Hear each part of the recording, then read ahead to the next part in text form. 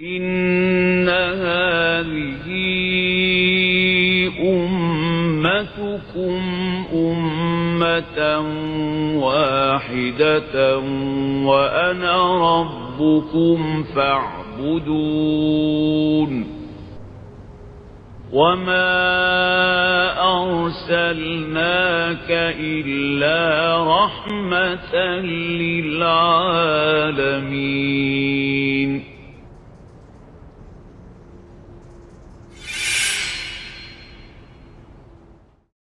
Bismillahirrahmanirrahim. Alhamdulillahirrabbilalamin. Allahumma sholli ala Muhammadin wa ali Muhammad. Assalamualaikum warahmatullahi wabarakatuh. Waalaikumsalam warahmatullahi wabarakatuh. Ikhwan, akhwat, para pemirsa yang dirahmati Allah. Hari ini saya bersama Ustadz Hamzah Latos, Baba dan Akhi Ali yang akan berbincang di bawah naungan Al-Quran. Sebelum kita mulai berbincang, mari kita memulai dengan membaca Ummul Quran bersama-sama. A'udzu billahi minasy syaithanir rajim. Bismillahirrahmanirrahim. Alhamdulillahi rabbil alamin. Ar-Rahmanir Rahim. Maliki yaumiddin. Iyyaka na'budu wa iyyaka nasta'in. Ihdinas siratal mustaqim. Siratal ladzina an'amta 'alaihim ghairil maghdubi 'alaihim waladdallin. Amin amin ya rabbal alamin.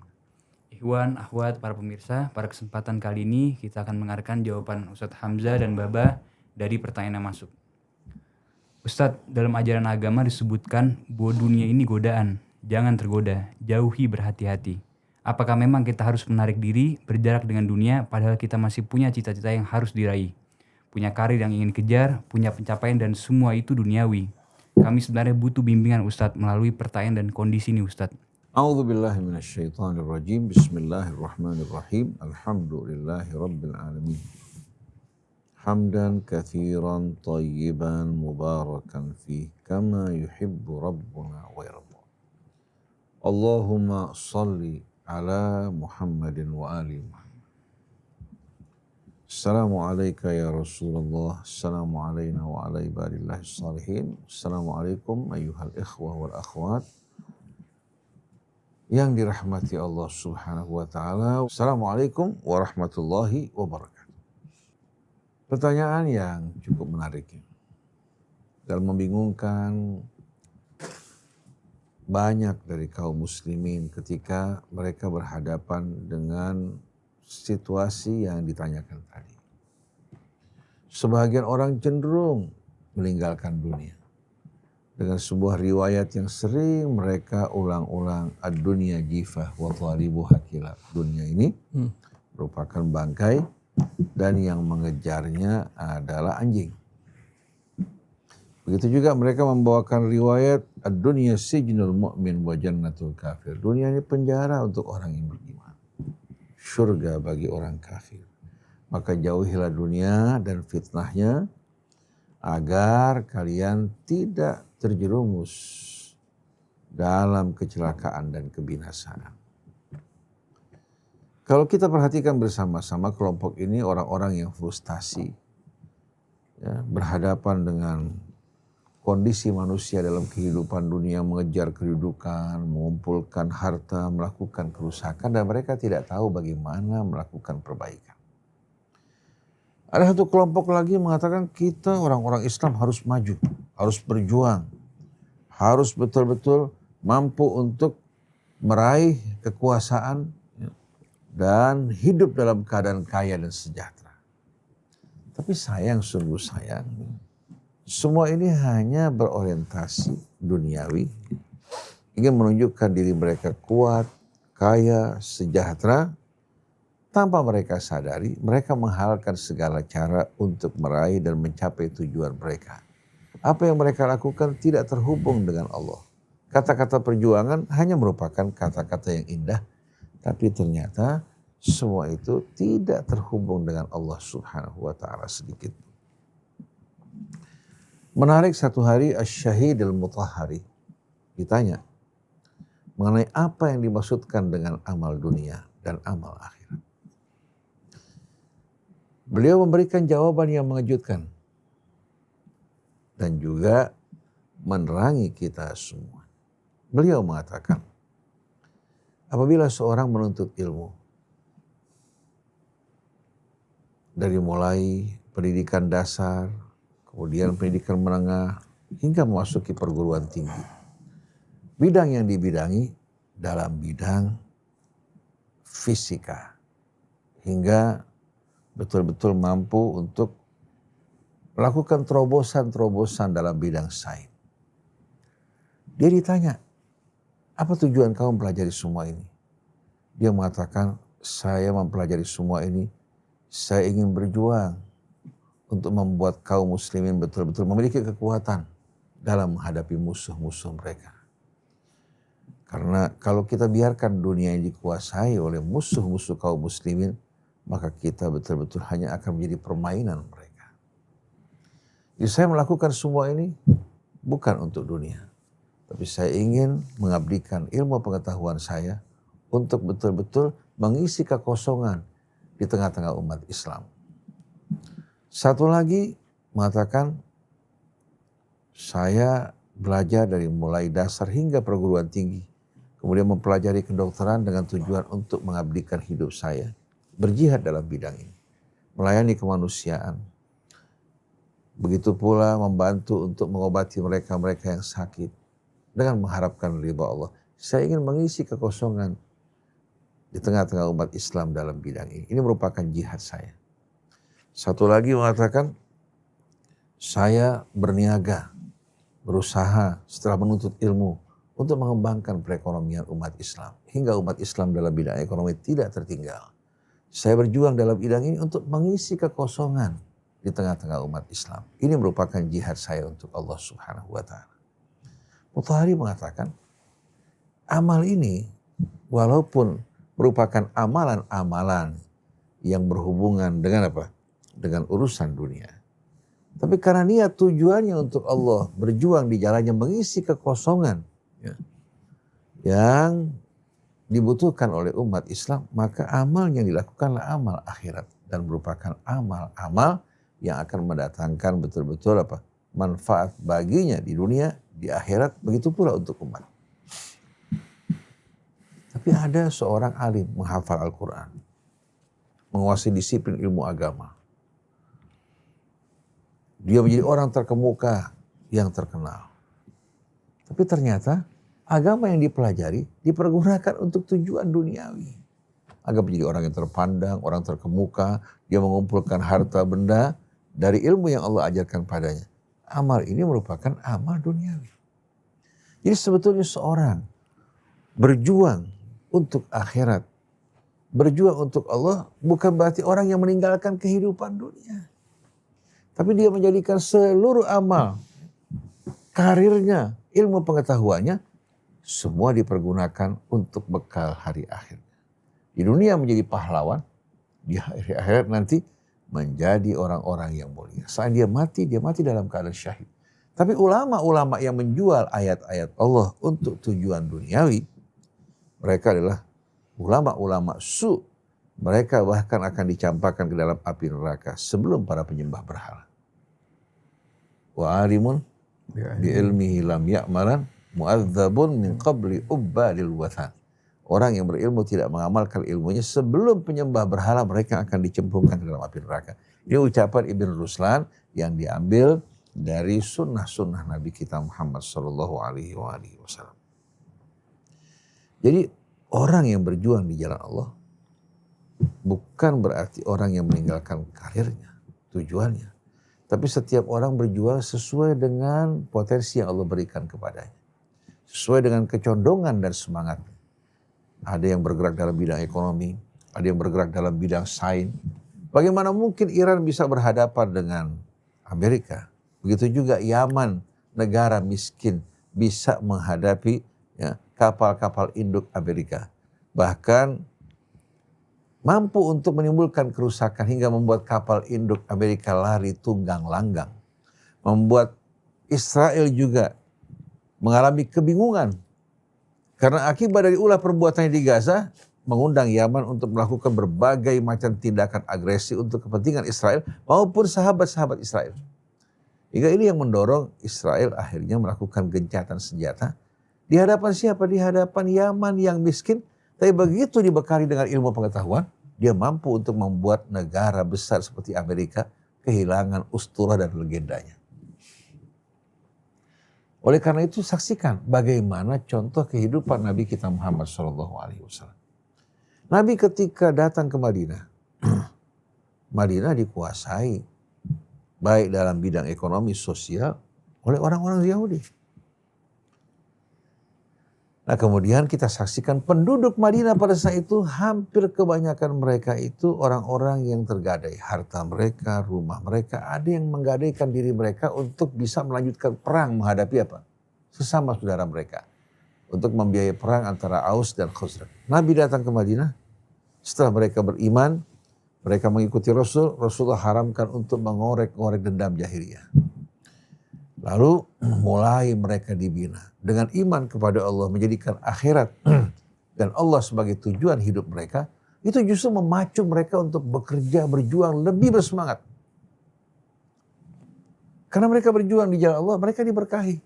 Dari zakat yang dikeluarkan, mampu untuk melunasi hutang-hutang mereka, dari rampasan perang. Bagaimana Nabi membiayai juga orang-orang yang berniaga menuju ke Syam, ke Habasyah. Dari mana itu uang semuanya? Yang dulu dipergunakan untuk perang, sekarang dipergunakan untuk berniaga.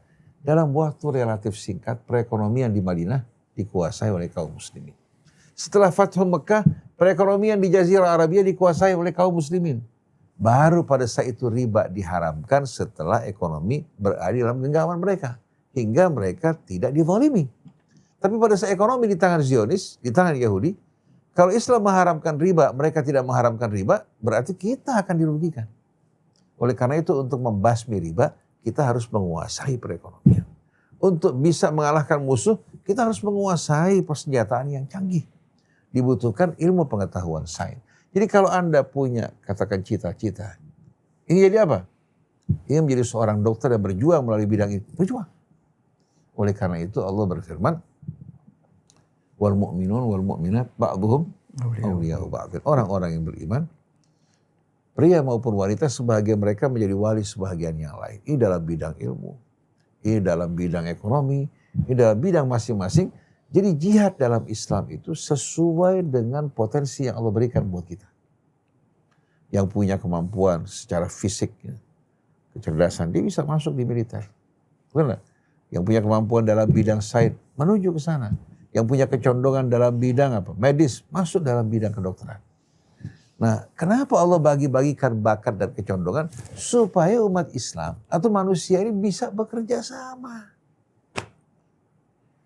Jadi kalau orang mengatakan tinggalkan dunia, pentingkan kepentingan akhirat, akhirnya jadi orang miskin. Negara dikuasai oleh orang-orang di luar Islam. Kemudian iman mereka dibeli, bahaya gak? Oleh karena itu, hadis yang berbunyi ad-dunya sijnul mu'min wa jannatul kafir, ketika Imam Hasan ditanya mengenai hadis ini oleh seorang Yahudi. Si Yahudi mengatakan, saya betul-betul tidak dapat menerima apa yang diucapkan oleh kakekmu. Kakekmu mengatakan dunia penjara orang yang beriman, surga bagi orang kafir. Saya di mata kamu sebagai seorang kafir hidup melarat dan miskin. Sedangkan kamu dengan pakaian yang baik, menunggang seekor kuda. Di mana kebenaran hadis ini? Imam Hasan dalam riwayat menjawab, kamu salah faham mengenai hadis ini. Saya sebagai seorang muslim, seorang mukmin, dengan apa yang kamu lihat saat ini, dibandingkan surga, kehidupan saya di penjara. Tapi kamu sebagai seorang kafir, dengan kehidupan kamu saat ini dibandingkan api neraka yang kamu masuki kalau kamu tidak beriman, maka kehidupan kamu di surga.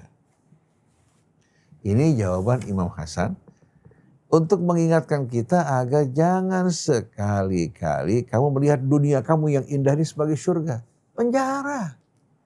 Di hari akhirat nanti penghuni api neraka meminta seteguk air dari orang-orang yang menghuni surga.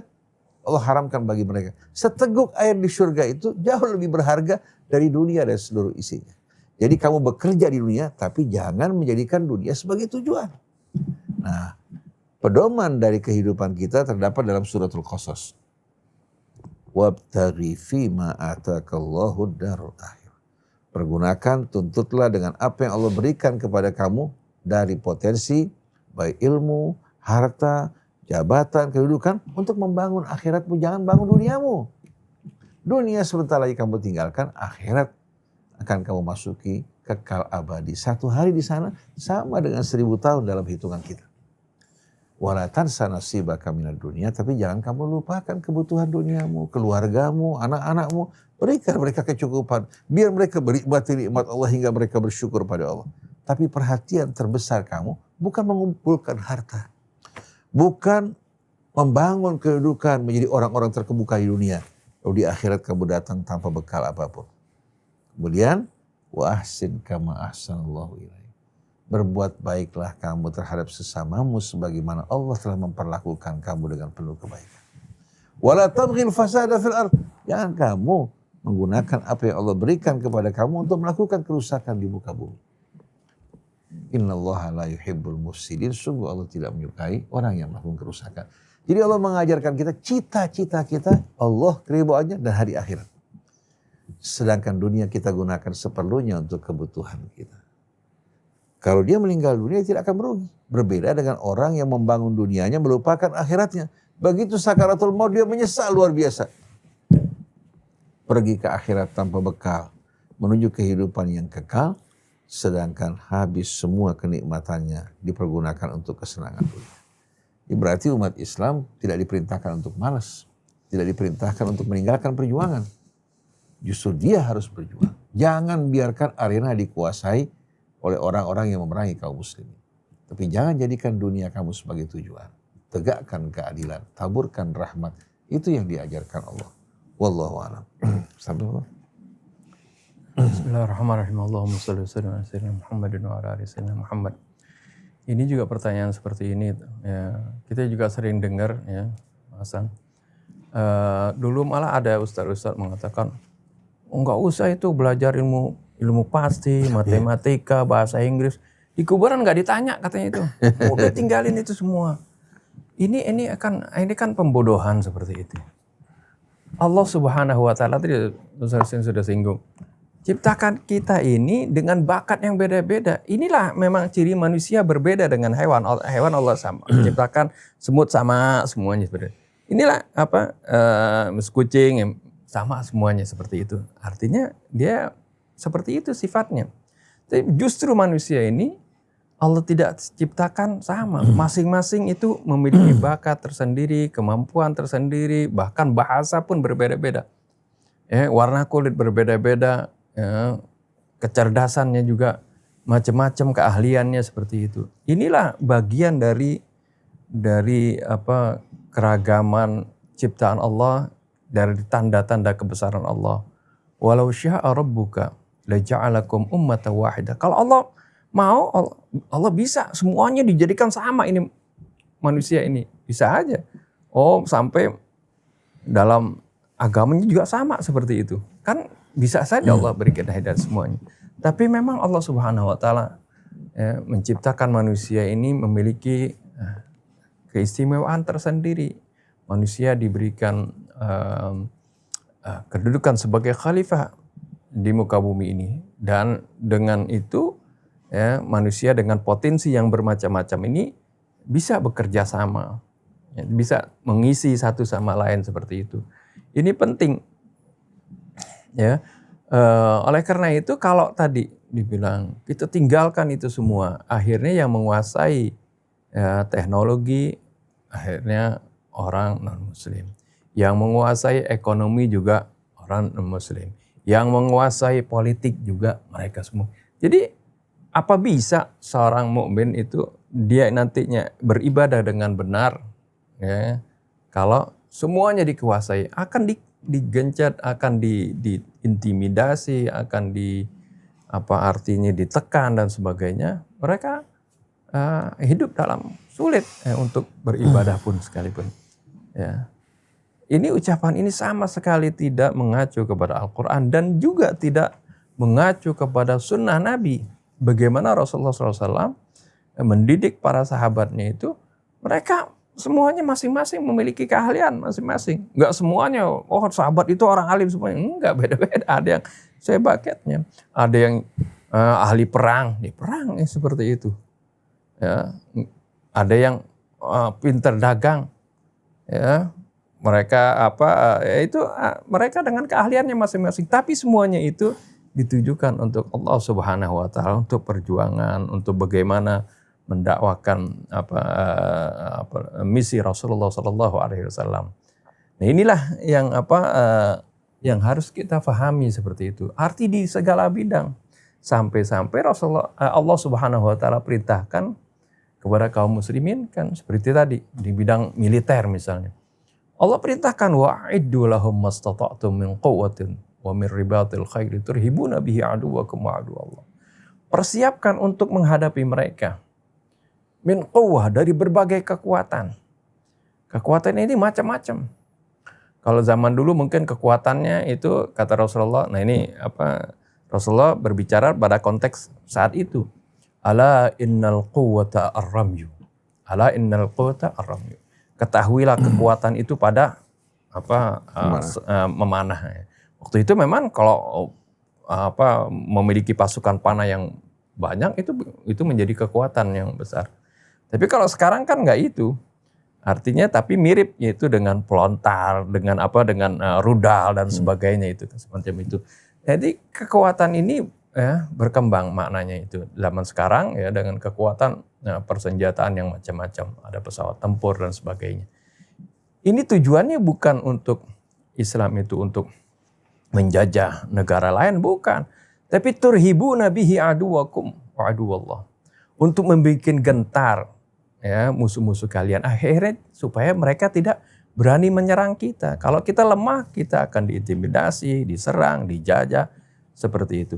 Inilah bagaimana Allah Subhanahu wa taala perintahkan kepada kita dan juga dicontohkan oleh Nabi kita Muhammad SAW dalam mendidik para sahabatnya seperti itu agar supaya mereka maju di dalam berperan sebagai khalifatullah fil ardi ini. Tapi tujuannya bukan untuk dunia, karena dunia ini untuk sementara, tujuannya untuk Allah Subhanahu wa taala dengan bakat, keahlian dan kemampuan masing-masing. Jadi enggak nanti orang itu apakah bisa bertakwa sedangkan dia misalnya sebagai pegawai misalnya.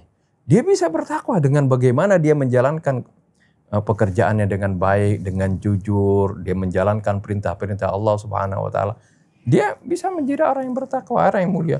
Apakah dokter bisa menjadi orang yang muttaqin? Bisa dengan keahliannya seperti itu dia gunakan ya keahliannya dengan benar dan dengan mengharapkan keridhaan Allah Subhanahu wa taala. Di samping dia tidak melalaikan kewajiban yang diberikan oleh Allah Subhanahu wa taala, yang diwajibkan oleh Allah. Jadi masing-masing ya sesuai bekerja dengan kemampuannya. Kullun ya'malu ala syakilatihi wa rabbukum a'lamu biman ittaqa. Setiap orang bekerja sesuai dengan kemampuannya, sesuai dengan bakatnya. Allah tahu siapa yang paling bertakwa di antara kalian. Jadi masing-masing itu ya mungkin ada seorang dia pintar alim tapi ternyata yang lebih bertakwa dari orang yang bukan alim tapi dia bukan bilang agama maksudnya. Dia punya keahlian tapi dia benar-benar menjalankan keahlian ini sesuai keridhaan Allah, dia jujur dan apa semuanya. Bisa saja dia lebih takwa seperti itu. Jadi masing-masing kita ini berlomba justru dalam berbagai bidang di dunia ini, tapi berlombanya itu untuk mencari keridhaan Allah Subhanahu wa taala sesuai dengan kapasitas dan kemampuan dan bakat kita masing-masing. Wallahu a'lam. Ada yang menarik ketika seorang berdoa di hadapan Imam Ali. Allahumma aghnina 'anin nas. Ya Allah, jadikan kami orang yang enggak butuh kepada manusia. Imam Ali langsung menegur dirinya. La taqul hadza. Jangan kamu mengatakan ini. Walakin qul Allahumma aghnina an syirari khalqi. Lianna Allah ja'ala an-nasa ba'dhum li ba'dhin. Kamu salah ketika mengucapkan hal ini. Karena manusia itu saling membutuhkan satu dengan lainnya. Pakaian yang kita pakai bukan kita yang menjahit. Bahkan yang memintal pun bukan kita. Beras yang kita makan siapa yang menanam? Manusia saling membutuhkan satu sama lain. Jadi jangan kamu mengatakan, ya Allah, jadikan kami orang-orang yang tidak butuh kepada sesama manusia. Ya mati. Mati. Tapi katakan, Allahumma aghnina an syirari khalqik. Ya Allah, cukupkan kami agar kami tidak butuh kepada hamba-hamba kami yang bejat dan bobrok. Kalau memberi nggak banyak, tapi ngungkitnya nggak pernah berhenti. Belum lagi caciannya. Tapi kalau sesama hamba Allah yang soleh, dia tahu membantu itu merupakan kewajiban. Dan dia tidak akan dirugikan. Allah berikan balasan 700 kali lipat. Yang dibantu bersyukur kepada Allah Subhanahu wa ta'ala hingga membuat mereka semua semakin dekat, semakin bersyukur kepada Allah Subhanahu wa ta'ala dengan rahmatnya. Ada sebuah riwayat, i'malu kullun muyassarun lima khuliqa. Beramal tiap orang dimudahkan sesuai dengan apa? Dengan potensi bakat yang Allah berikan. Cuma sayang hadis ini ada tambahan yang merusak. Bukan dari Rasul. Siapa yang dimudahkan untuk surga, dimudahkan ke sana. Siapa yang dimudahkan untuk ke neraka, juga dimudahkan ke jalan. Ini tambahan-tambahan ini merupakan tambahan yang bersumber dari sumber-sumber batil Israiliyat. Tapi kalau orang beramal, kemudian sesuai dengan bakat yang Allah berikan, ada yang punya kecondongan berdagang, ada yang punya kecondongan untuk katakan membidangi katakan teknologi. Itu subhanallah. Orang yang punya kecondongan berdagang kalau dipaksakan ke arah yang lain, dia apa? Nggak bisa. Nggak bisa. Walaupun bisa tapi nggak maksimal. Nggak maksimal. Sebagaimana seorang saintis pakar yang luar biasa disuruh nyukur. Cukur kan pekerjaan sederhana kan? Betul, pernah cerita ada orang apa yang disuruh sama abahnya kuliah kedokteran, betul. tapi nggak mau. Tapi dia selesaikan kedokteran, tapi pada akhirnya apa? Bah, saya sudah selesai, dapat gelar, tapi saya punya kecondongan yang lain. Bayangkan coba.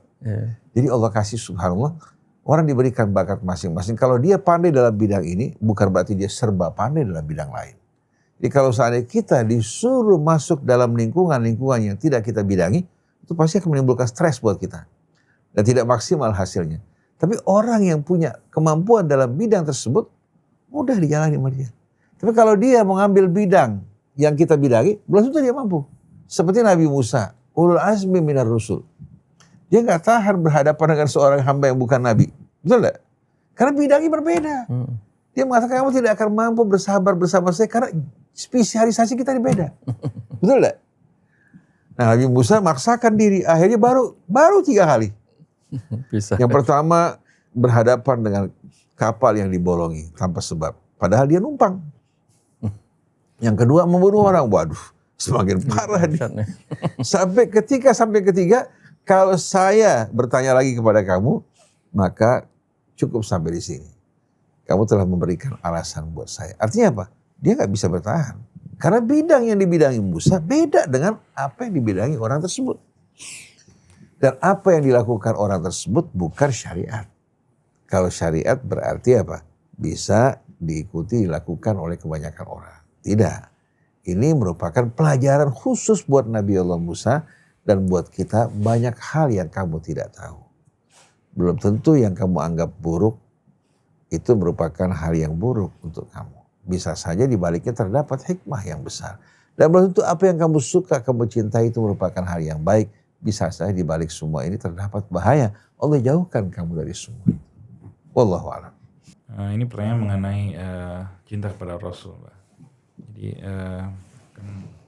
cara mengenal, memahami dan jatuh cinta kepada Nabi itu bagaimana?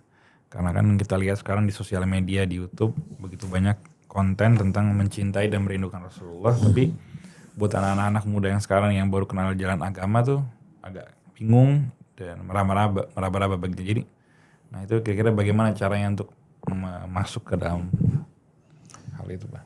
Bismillahirrahmanirrahim. Rabbana zidna ilman wa alhiqna bis-shalihin.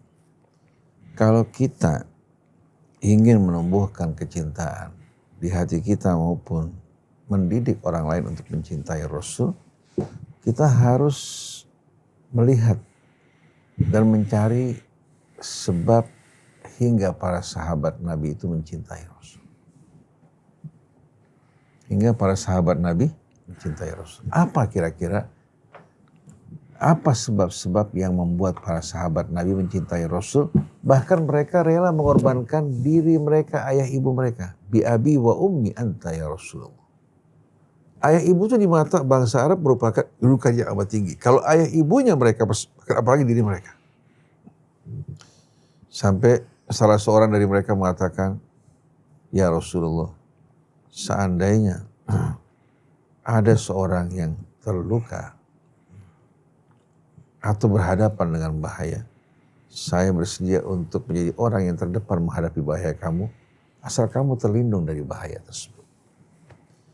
Mereka mengatakan al-musibatu ba'da Rasulillahi hayyin. Musibah apapun, kalau bukan Rasul yang kena, walaupun kami yang kena, keluarga kami, semua itu merupakan hal yang ringan. Nah, yang mendorong sahabat Nabi mencintai Rasul, di samping mereka mendapatkan cahaya penerangan kebenaran yang menyinari hati mereka, yang membuat mereka menikmatinya. Juga mereka melihat Rasul begitu peduli terhadap mereka, mementingkan mereka daripada dirinya maupun keluarganya. Laqad ja'akum rasulun min anfusikum azizun alaihi ma anittum harisun alaikum bil mu'minina raufur rahim. Yang menjadi beban penderitaannya adalah penderitaan umatnya. Yang menjadi perhatiannya adalah perhatian untuk umatnya. Beliau hidup sederhana, tapi betul-betul mengabdikan hidupnya untuk kemanusiaan. Nah, kalau kita ingin mencintai Rasul, dengan sendiri kita harus mengenal Rasul. Sebagaimana sahabat mengenal Rasul dan merasakan juga rahmat yang dibawa oleh Rasul. Oleh karena itu cerita mengenai Rasul, keluarga Rasul, sahabat Rasul perlu diceritakan kepada anak-anak kita hingga mereka mencintainya. Kemudian ulama-ulama yang menjadi penerus Rasul, begitu juga orang-orang yang berasal dari keturunan Rasul, mereka harus kembali mengabadikan apa yang dicontohkan Rasul. Hingga melalui mereka mengenal Rasulullah SAW. Tapi kalau hanya cerita riwayat tanpa diikuti dengan apa? Pembuktian dari orang yang mengikuti Rasul, akibatnya apa? Kalau mereka melihat, katakan anak cucu Rasulullah SAW, hidup untuk diri mereka, untuk kepentingan mereka, tidak sama sekali punya kepedulian terhadap umat, bahkan sebaliknya melakukan perbuatan-perbuatan yang menyusahkan umat. Bagaimana mungkin mereka akan mencintai Rasul? Akhirnya mereka beranggapan Rasul ini sama dengan apa? Begitu juga yang di sekarang ini berbicara tidak benar. Akhirnya mengakibatkan orang beranggapan, oh kalau gitu apa? Kakek-kakek mereka dulu juga sama seperti ini. Padahal jauh sekali antara kakek mereka yang soleh, yang bertakwa, yang mengabdi dan melayani manusia. Dibandingkan mereka-mereka nih yang berbicara bohong, menceritakan tentang berbagai macam hal untuk memperdayakan masyarakat. Oleh karena itu, mari bersama-sama kita menumbuhkan kecintaan di hati kita pada Rasul. Dan kita mencontoh, meneladani beliau, mengikuti akhlak beliau, mengikuti kepribadian beliau, kemudian kita mengajak umat, bukan hanya dengan sebatas kata-kata, bukan juga dengan sejarah yang kita ceritakan, tapi mereka bisa menyaksikan kisah nyata di hadapan mereka. Rasul sebagai pembawa rahmatan lil alamin, maka anak cucunya, begitu juga orang-orang yang menjadi pengikutnya seharusnya juga orang-orang yang menaburkan rahmat. Hidup dengan penuh kecintaan, bekerja sama, bergotong royong, tolong menolong, hingga di tengah-tengah panas teriknya kehidupan, mereka merasakan kesejukan dari idola-idola yang mereka ikuti. Tapi kalau tidak, yang terjadi adalah cukup kita dengan berselawat, mengangkat suara tinggi-tinggi, dengan tambur, dengan dufuf, kita merasa cukup. Dengan cara ini kita mencintai Rasul. Bahkan banyak orang yang memanfaatkan ini untuk mencari keuntungan. Maka mulai penyanyi-penyanyi yang turut serta dalam berselawat, menunjukkan seolah-olah mereka cinta melalui video klip mereka, tapi ternyata semua itu hanya merupakan apa? Merupakan trik bisnis, bukan ungkapan kecintaan yang sebenarnya. Kalau kamu cinta kepada Rasul, maka hendaklah kamu mencontoh beliau, mengikuti beliau, demikian pula kepribadiannya. Nah sekarang karena mereka tidak melihat Rasul, begitu pula kita. Bisa tidak kita mewujudkan Rasul dalam kehidupan kita? Kita menyatu dengan Rasul. Madinah merupakan kota mati sebelum Nabi diutus. Begitu Nabi diutus dan hijrah ke Madinah, maka Rasul menjadi jiwa dari kota Madinah tersebut. Seperti yang Ustadz Heri bilang.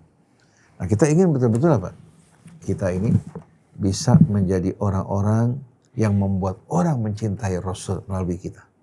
Mencintai Rasul melalui kita. Dengan sendirinya melalui akhlak dan kepribadian kita. Laqad kana lakum fi Rasulillahi uswatun hasanatun liman kana yarjullaha wal yawmal akhir wa dzakarallaha katsira. Dan saat ini memang kita belum sampai ke sana. Nah mudah-mudahan dengan datangnya Ramadan ini kita berjuang, berusaha untuk menuju ke sana hingga membawa betul-betul kabar gembira. Membawa gambaran kehidupan Rasul di tengah-tengah umat yang membuat orang semakin mencintai Rasul. Bukan hanya sebatas kata-kata, sebatas selawat yang dibaca, tapi apa yang mereka baca keluar dari hati mereka. Mereka siap berkorban untuk kembali memperjuangkan agama yang dibawa oleh Nabi kita Muhammad sallallahu alaihi wasallam. Wallahu a'lam. Bismillahirrahmanirrahim. Alhamdulillahirrahmanirrahim. Allahumma sholli wa sallim ala sayyidina Muhammadin wa ala sayyidina Muhammad. Ya, benar kita seperti patah bilang, tak kenal maka tak cinta. Jadi untuk bisa mencintai Nabi kita Muhammad sallallahu alaihi wasallam, kita harus mengenal sosok beliau, mengenal sejarah beliau, mengenal kehidupan beliau, mengenal akhlak beliau. Diceritakan dalam Al-Quran bagaimana Nabi ini begitu terkenal bagi umat-umat Yahudi. Karena sudah diceritakan oleh Allah Subhanahu wa taala tentang sifat-sifat mereka. Dan orang-orang Yahudi sampai diceritakan oleh Allah, ya'rifunahu kama ya'rifuna abna'ahum. Mereka mengenal Nabi seperti mereka mengenal anak mereka sendiri, seperti itu. Tapi berbedanya mereka itu mengenalnya dengan ciri-cirinya, tapi tidak diikuti dengan keimanan. Karena ada kekotoran di jiwa mereka, ada hasud di hati mereka. Ternyata setelah melihat kenyataannya Nabi yang terakhir ini bukan dari golongan mereka, bukan dari bangsa mereka, akhirnya mereka malah ingkar kepada Nabi kita Muhammad SAW. Jadi mengenal itu yang pertama memang itu penting. Kita harus mengenal Nabi kita Muhammad SAW. Kita baca sejarahnya seperti itu, ceritakan sejarahnya, dan tentunya ketika baca sirah juga pedomannya tetap harus kepada Al-Quran Al-Karim. Karena terkadang banyak riwayat-riwayat. Kalau sejarah juga kan artinya juga dari riwayat yang terkadang bercerita tentang sesuatu yang bertentangan dengan Al-Quran. Itu sudah pasti nggak mungkin. Itu hal yang benar terhadap Nabi kita Muhammad SAW. Seperti tadilah contohnya yang kita sebutkan bagaimana Rasulullah kena sihir seperti itu. Itu kan riwayat, tapi bertentangan dengan Al-Quran. Itu kita bersihkan seperti itu sejarah. Ini penting sekali, dan bagaimana di dalam Al-Quran Allah terangkan akhlaknya Nabi kita Muhammad SAW. Kita terangkan, kita ceritakan. Ini penting sekali tentunya kan untuk mengenalkan generasi muda sekarang kepada Nabi. Yang terangkan harusnya kan seorang ustadz. Nah ustadz ini harus belajar, di samping belajar sejarah juga bagaimana merenungi Al-Quran, diselaraskan dengan Al-Quranul Karim. Bagaimana Allah Subhanahu wa taala menerangkan tentang akhlaknya Nabi kita Muhammad SAW. Penting kita bisa mencintai Nabi, kita terangkan kepribadian Nabi, Nah ini juga kepribadian Nabi diterangkan oleh Allah Subhanahu wa taala dalam Al-Qur'an, bagaimana kasih sayangnya Nabi. Ya, dalam firman Allah, ma arsalnaka illa rahmatan lil alamin, atau dalam di akhir surah At-Taubah tadi, laqad ja'akum rasulun min anfusikum azizun 'alaihi ma 'anittum harisun 'alaikum bil mu'minina raufur rahim. Ini adalah bagaimana Allah sendiri menceritakan tentang kepribadian Nabi yang begitu kasih sayang, begitu kepeduliannya kepada umatnya. Nah ini kita terangkan hal ini, ya, siapa yang kita ikuti itu Nabi kita Muhammad, itu bukan orang yang nggak peduli kepada kita. Bahkan beliau begitu khawatir kepada kita, ya, harisun alaikum, ya, azizun alaihi ma anittum. Rasulullah itu Allah katakan terasa berat, ya, penderitaan yang kita derita. Ya, jadi Rasulullah itu merasa sakit, merasa menderita kalau kita ini menderita seperti ini. Ini bagaimana ada orang berperasaan seperti ini yang melebihi Nabi kita Muhammad? Tidak, Nabi kita Muhammad SAW. Ya, oleh karena itu kecintaan kita kepada Nabi harus lebih dari kita, kecintaan kita kepada orang tua kita, kepada saudara kita, kepada istri kita atau anak kita. Itu karena Rasulullah begitu cintanya kepada kita, lebih begitu pedulinya kepada kita. Ya, an-nabiyyu aula bil mu'minina min anfusihim wa azwajuhu ummahatuhum. Nabi adalah lebih utama, ya, dengan kaum mukminin ini dari diri mereka sendiri. Jadi bahkan, ya, ketika dalam satu riwayat menyebutkan, katanya Sayyidina Umar mengatakan, inni uhibbuka ya Rasulullah aktsara min walidi, ya, wa waladi wan nasi ajmain illa nafsi. Aku mencintai engkau ya Rasulullah melebihi kedua orang tuaku, anakku, istriku, dan semua manusia kecuali diriku. Rasulullah bilang, lam tu'min ya Umar. Kamu belum beriman, Umar. Kaget Sayyidina Umar. Kemudian diralat omongannya. Ya. Inni uhibbuka khairun min walidi wa waladi wan nasi ajmain wa min nafsi. Diralat oleh Sayyidina Umar, aku mencintai engkau lebih daripada kedua orang tuaku, anak-anakku, istriku, manusia, semuanya, dan bahkan lebih dari diriku. Nah, baru Rasulullah bilang, al-an ya Umar. Sekarang baru, ya, benar, itu ucapanmu tadi, baru beriman, ya, seperti itu. Jadi bagaimana kita ini, ya, harus mencintai Nabi melebihi, ya, bahkan dari semua orang, bahkan dari diri kita sendiri. Dan untuk bisa mencintai itu kita harus tahu juga. Jadi kita harus kenal siapa yang kita cintai ini. Yaitu orang yang begitu mencintai kita, begitu peduli kepada kita, begitu mengharapkan agar supaya kita ini selamat, ya, di fid dunya wal akhirah, seperti itu.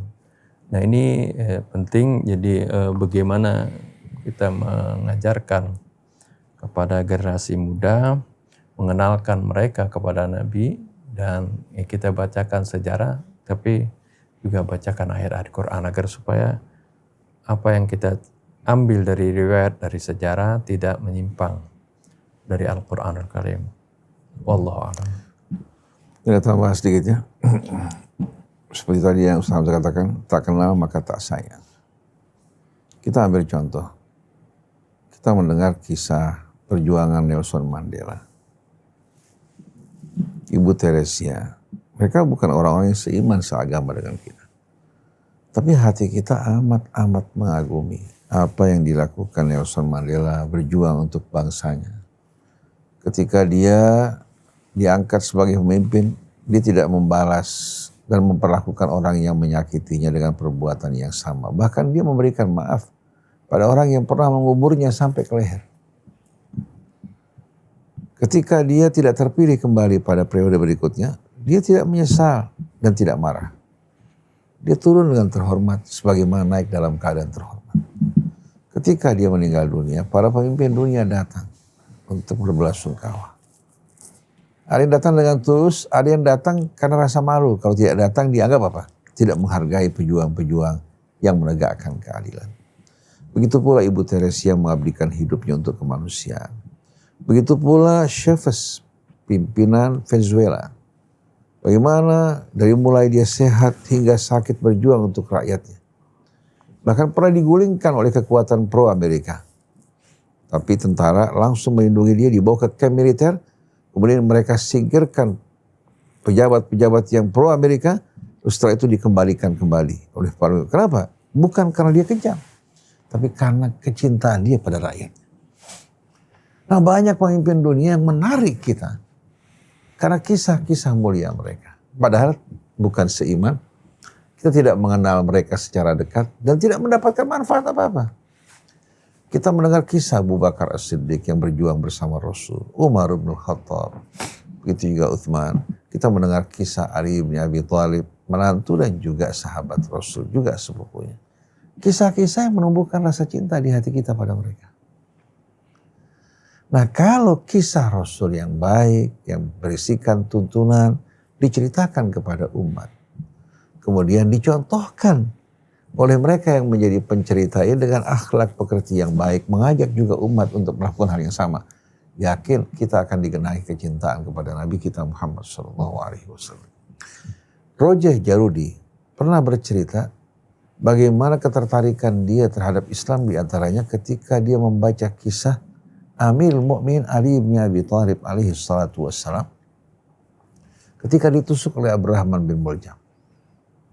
Ketika ditusuk dengan pisau beracunnya, dia terjatuh, dia panggil anak-anaknya, dia mengatakan, jangan kalian perlakukan Ibnu Muljam dengan cara yang tidak benar.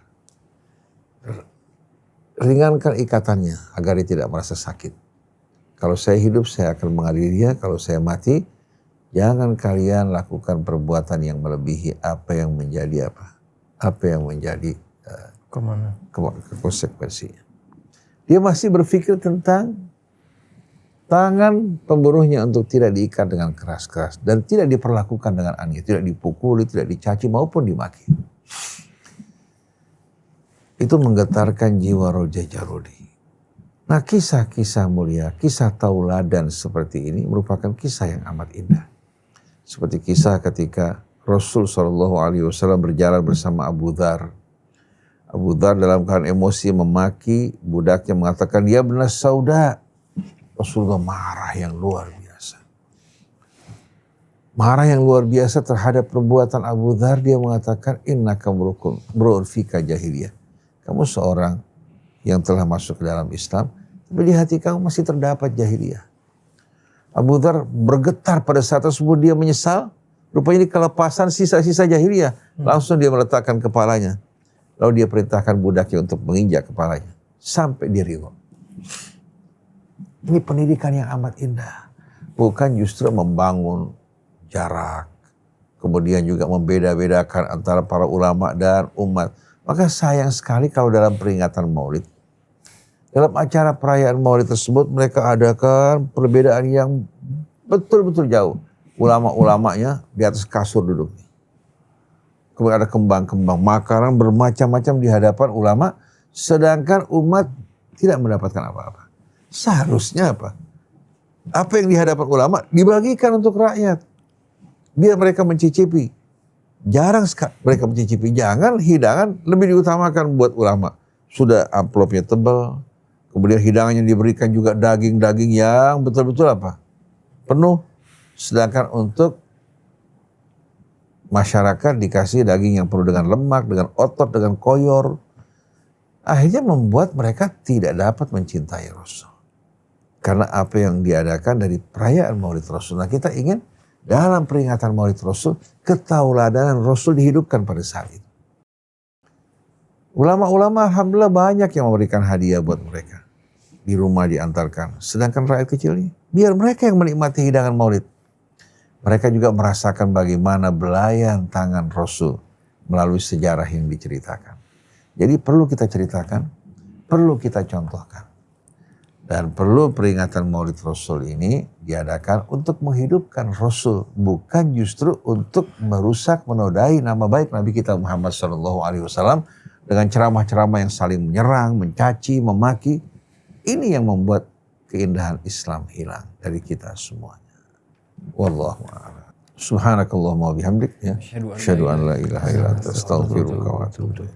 Jazakumullah khair Ustaz Hamzah, Baba, atas penjabarannya, mudah-mudahan jadi wasilah dan hidayah untuk kita semua. Ikhwan, akhwat, para pemirsa yang dirahmati Allah, Al-Fakir beserta seluruh yang bertugas, mohon undur diri. Wassalamualaikum warahmatullahi wabarakatuh. Waalaikumsalam warahmatullahi wabarakatuh. Inna hadhihi ummatukum ummatan wahidatan wa ana rabbukum fa'budun. وما أرسلناك إلا رحمة للعالمين